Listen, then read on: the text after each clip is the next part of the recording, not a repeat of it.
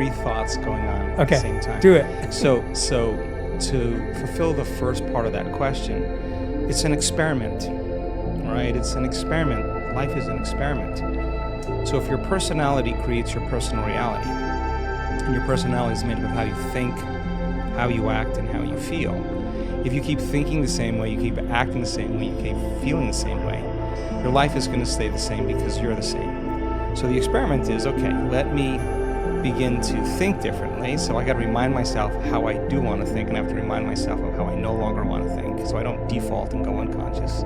Let me remind myself how I'm going to behave so that I could actually get my behaviors to match my intentions. And let me remind myself of how I'm going to feel. If I'm able to succeed in that day, then there should be some change in my life. It's the experiment. And if it doesn't change, that doesn't mean the law doesn't work for you. It's just you're not that good yet.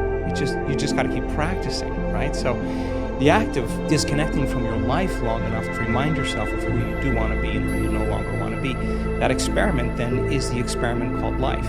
Now, it's not that you react. The question is, how long are you going to react? That's the real question. Because, I react all the time. Everybody does. But if you're going to stay there and you're going to live in that emotional state, you will see life through that lens of that emotion, right? So now, it gets complicated because the stronger the emotion you feel towards certain people or problems in your life, the more you pay attention to them.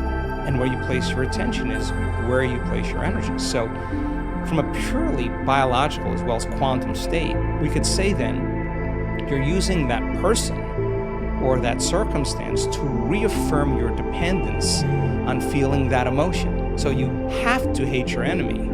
And if your enemy dies, you'll find another person to hate because that is the response, right? So the body is the animal. It's been conditioned a certain way, and if it's been doing something and feeling something for an extended period of time, there's a modification of its receptor sites. It's needing those emotional states.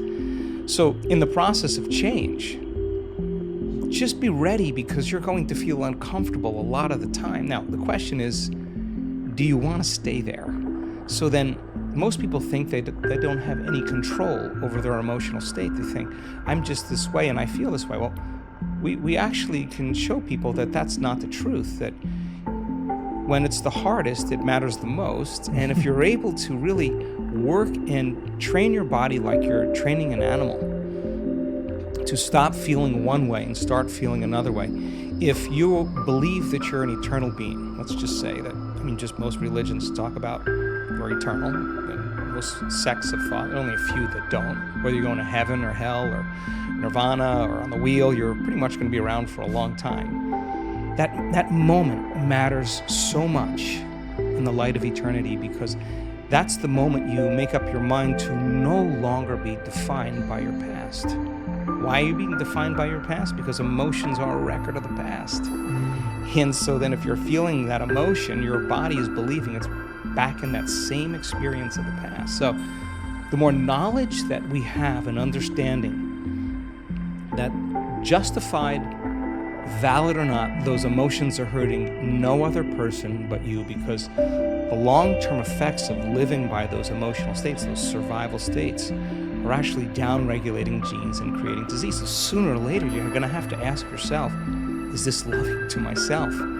And forgiveness is just when you overcome the emotion, you take your attention off that person or that problem, and you're freeing yourself and you're freeing them. So people do the best with what they think is available. That's my belief. And if you're unaware that you can control your emotional states, you'll rely on something outside of you to do that, whether it's a computer game, whether it's a Netflix show, whether it's a drug, whatever it is that you need to make that feeling go away. You're dependent on your outer world. And I think that's a hypnosis, that's a conditioning.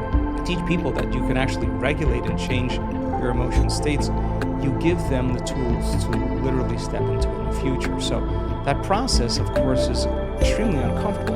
And the question is, how long are you going to stay in that emotional state? And 50% of the story that most people tell about that past experience isn't even the truth. Because they're making things up, and they're doing that so that they can justify why they haven't changed since some past event. Most people reach a point in their life where they reach crisis or disease or diagnosis or loss or betrayal where they finally go, gosh, it's time to change. I think change is an ongoing process, and the more we change, the more we should see evidence in our life. That makes it exciting.